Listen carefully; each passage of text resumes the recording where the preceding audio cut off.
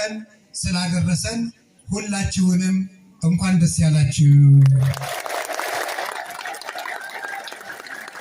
እንኳን ደስ ያላችሁ። እንኳን ደስ ያላችሁ። እግዚአብሔር ፈጣሪያችን ሁሉን ስለሚችል ሁሉ ስለሚቻለው ሁሉን ለማድረግም በጎ ፈቃዱ ሆኖ ለዚህ ቀን ስላደረሰን ስሙ የተመሰገነ ይሁን። ሰላም ውድ የቻናሌ ተከታዮች እንደምን አላችሁ? በያላችሁበት ሁሉ ሰላም እግዚአብሔር ይድረሳችሁ። ዛሬ እንግዲህ እጅግ አንድ አስደሳች ነገር ይዤላችሁ መጥቻለሁ። እሱም ምንድነው? በአባታችን በአባ ገብረ ኪዳን ተነሳሽነት በ30,000 ካሬ ቦታ ላይ በባህር ዳር አቤ ማዶ ለሆስፒታል ግንባታ በብፁዓን አባቶች በዛሬው ዕለት የመሰረት ድንጋይ ተጥሏል። የሆስፒታሉ ስም ሰምፔር ጠቅላላ ሆስፒታል በመባል ተሰይሟል። ሰምፔር ማለት ምን ማለት ነው? ተከታተሉ። ሰበር ዜና! የሆስፒታሉ ስም ሰምፔር ተብሏል። ሰምፔር በጣም ውድና ተፈላጊ ከሆኑ የከበሩ ድንጋዮች አንዱ ነው።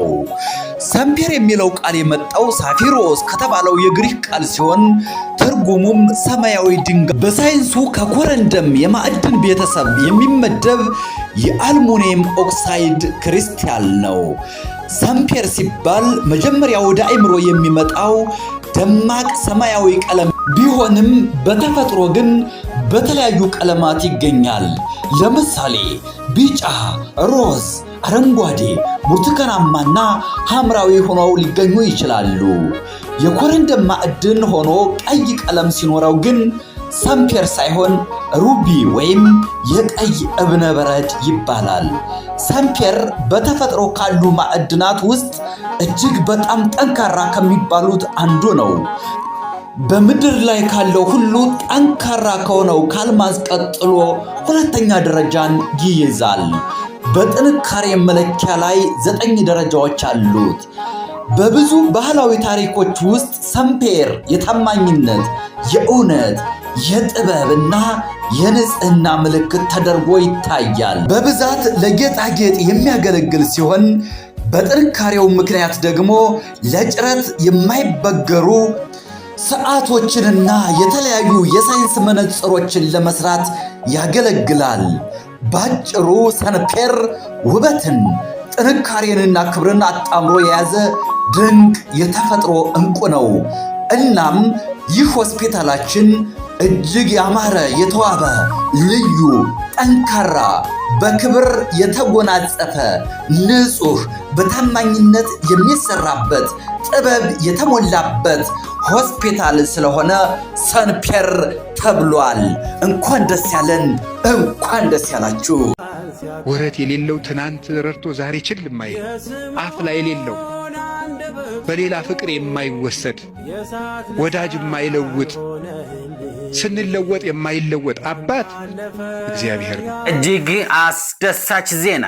ለባህር ዳር ሁለንተናዊ ከፍታ ልዩ ገጸ በረከት ያለው ሰምፔር ጠቅላላ ሆስፒታል ግንባታ የመሰረት ድንጋይ በዛሬው ዕለት ተቀምጧል። ሰኔ 27 2018 ዓመተ ምህረት የርዕሰ ገዳማት ወአድባራት ጣና ቅዱስ ቂርቆስ የአባቶችና የእናቶች አንድነት ገዳም የአራቱ ጉባኤያተ መጻሕፍት ምስክር ጉባኤ ቤት በባህር ዳር ከተማ 3.3 ቢሊዮን ብር የሚፈጅ እጅግ ግዙፍ ሆስፒታል በ30,000 ካሬ ቦታ ሊገነባ ነው። የባህር ዳር ከተማ ከንቲባ የተከበሩ አቶ ጎሹ እንዳላማው፣ ብፁዕ አቡነ አብርሃም የባህር ዳር ሰሜን ጎጃም አህጉረ ስብከት ሊቀ ጳጳስ፣ ብፁዕ አቡነ ሚካኤል የደቡብ ጎንደር ሀገረ ስብከት ሊቀ ጳጳስ፣ ብፁዕ አቡነ ኤልያስ የስዊድንና ስካንዲቪያን ሊቀ ጳጳስ፣ ብፁዕ አቡነ ዘካርያስ የምዕራብ ጎጃም ሀገረ ስብከት ሊቀ ጳጳስ፣ የገዳሙ አበምኔትና አባቶችና የክልልና የከተማ አስተዳደር ከፍተኛ የሥራ ኃላፊዎች በተገኙበት ነው የግንባታ መሰረት ድንጋይ በዛሬው ዕለት የተቀመጠው። የባህር ዳር ከተማ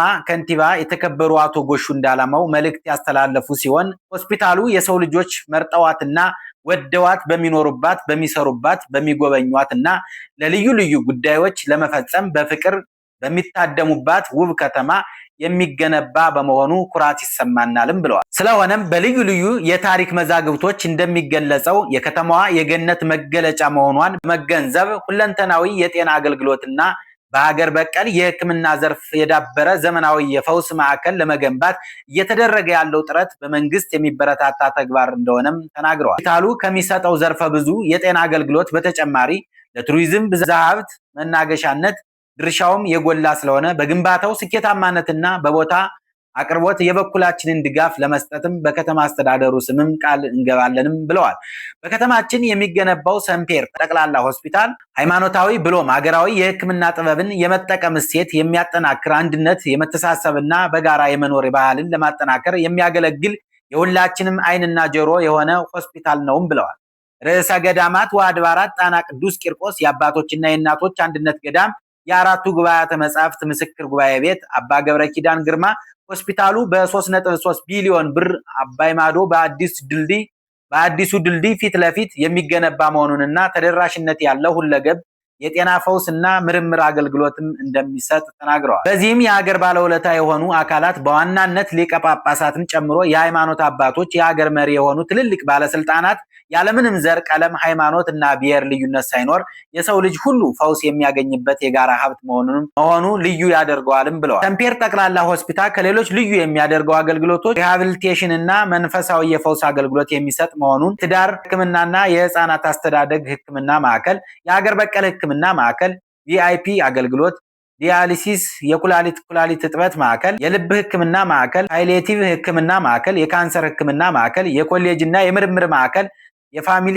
ክሊኒክ እና ዊልነስ ማዕከል እና ሌሎች የተካተቱበት እንደሆነም ገልጸዋል። በዚህ ዝግጅት የተገኙ የሁሉም አህጉረ ስብከቶች ሊቀ ጳጳሳት አባታዊ መልእክትና ቃለ ምዕዳን የሰጡ ሲሆን ለሀገር ዘላቂ ጥቅም የሚውል ልማት በተለይም በጤናና ማህበራዊ ጉዳይ ዘላቂ ጥሪት ጥሎ ማለፍ የሰው ልጅ ከፈጣሪው የተቸረው ሰውኛ ባህሪ ነውም ብለው የርዕሰ ገዳማት ወአድባራት ጣና ቅዱስ ቂርቆስ የአባቶች አንድነት ገዳም በተለይም የገዳሙ አራቱ ጉባኤያተ መጻሕፍት ምስክር ጉባኤ ቤት በአባ ገብረ ኪዳን ግርማ አነሳሽነት የተጀመረው ሆስፒታል ሁለንተናዊ ፈውስ ከማስገኘቱም በላይ የሀገር ኩራት የሆነ የጋራ ሀብታችን ስለሆነ በጋራ ለፍጻሜ ለማብቃት ተረባርበን መስራት እንደሚገባንም አሳስቡ። በኢትዮጵያ ኦርቶዶክስ ተዋሕዶ ቤተክርስቲያን በደቡብ ጎንደር ሀገረ ስብከት የርዕሰ ገዳማት ወአድባራት ጣና ቅዱስ ቂርቆስ አንድነት ገዳም የአራቱ ጉባኤያተ መጻሕፍት ምስክር ቤት በባህር ዳር ከተማ ጠቅላላ ሆስፒታል ለመገንባት የመሰረት ድንጋይ በዛሬው ዕለት አስቀምጧል። ቤተ ጉባኤው ሐዋርያዊ ትምህርት ከመስጠትና ደቀ መዛሙርትን ከማፍራት በተጨማሪ በባህር ዳር ከተማ ደረጃውን የጠበቀ ጠቅላላ ሆስፒታል ለመገንባት ከባህር ዳር ከተማ አስተዳደር 30,000 ካሬ ቦታ ተቀብሎ ስራውን መጀመር የመሰረት ድንጋይ በዛሬው ዕለት አስቀምጧል። በኢትዮጵያ ኦርቶዶክስ ተዋሕዶ ቤተክርስቲያን በደቡብ ጎንደር ሀገረ ስብከት አድባራት ወገዳማት ጣና የአራቱ ጉባኤያት መምህር ርዕሰ ሊቃውንት አባ ገብረ ኪዳን ግርማ የሰው ልጅን በእኩል ዓይን የሚያገለግል ጥልቅ የሕክምና ዕውቀትን በመያዝ ታካሚዎችን የሚፈውስ፣ ተስፋ ለቆረጡት ተስፋ የሚሰጥ እና በሱስ የተጎዱ ወገኖችን ከሱስ ለማላቀቅ የሚያስችል ሆስፒታል እንደሚገነባም ተናግረዋል። ሆስፒታሉ ሆስፒታል ብቻ ሳይሆን የሕክምና መንደር እንደሆነም አብራርተዋል። ሆስፒታሉ በውስጡ የአእምሮ ሕክምና፣ የእናቶችና ህፃናት የልብ፣ ኩላሊት፣ የካንሰር ጠቅላላ ሕክምናና ሌሎች ማዕከሎችንም የያዘ ነውም ብለዋል። በሆስፒታሉ ሀገር በቀል የመድኃኒት ቅመማን ከዘመናዊ ጋር ለማቀናጀት ምርምር የሚካሄድበት ማዕከልም እንደሚኖር ገልጸዋል። የማህበረሰብን ያለምንም ልዩነት በእኩል የሚያገለግል የሕክምና ትምህርት ቤት እንደሚኖረውም አንስተዋል። የሆስፒታሉ ግንባታ በ9 ዓመት በ3.3 ቢሊዮን ብር ይገነባል ነው ያሉት። ከተማ አስተዳደሩም አመስግነው የባህር ዳር ከተማ አስተዳደር ተቀዳሚ ምክትል ከንቲባ ጎሹ እንዳላማው ሆስፒታል በመገንባት ሃይማኖት ሳይለዩ ህዝብን በቅንነት ለማገልገል የሚሰሩ አባቶችን ማገዝ ህዝብንና ሀገርን መጥቀም ነው ብለዋል።